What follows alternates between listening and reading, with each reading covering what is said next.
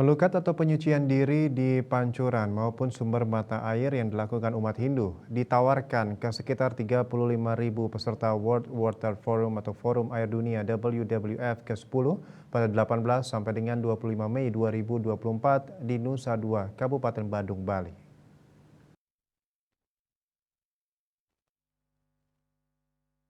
Bahkan Menteri Pariwisata dan Ekonomi Kreatif Sandiaga Uno di sela rapat koordinasi persiapan WWF ke-10 di Bali International Convention Center Nusa Dua Badung, dikutip dari kantor berita Antara mengatakan, sudah banyak permintaan terkait ritual itu.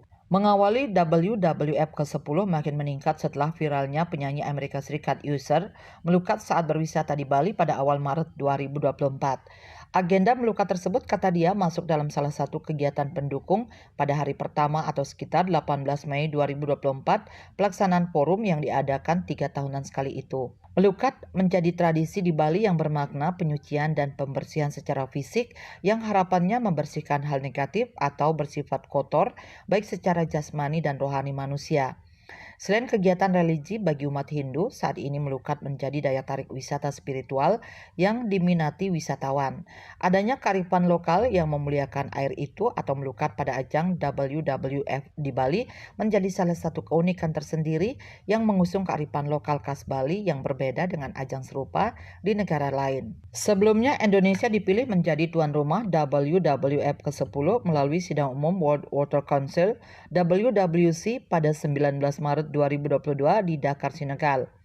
Adapun tema besar WWF di Bali adalah Water for Shared Prosperity atau air untuk kesejahteraan bersama yang dijadwalkan dihadiri oleh sekitar 193 negara di dunia. World Water Forum merupakan pertemuan internasional yang melibatkan sejumlah pemangku kepentingan di sektor sumber daya air, mulai dari pemerintah, parlemen, pemimpin politik, lembaga multilateral, politisi, akademisi, masyarakat sipil, pelaku usaha, dan lain sebagainya.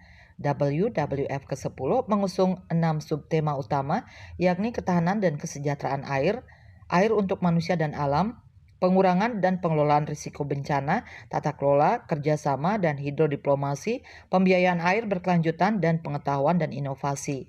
KMP Bali Pos melaporkan.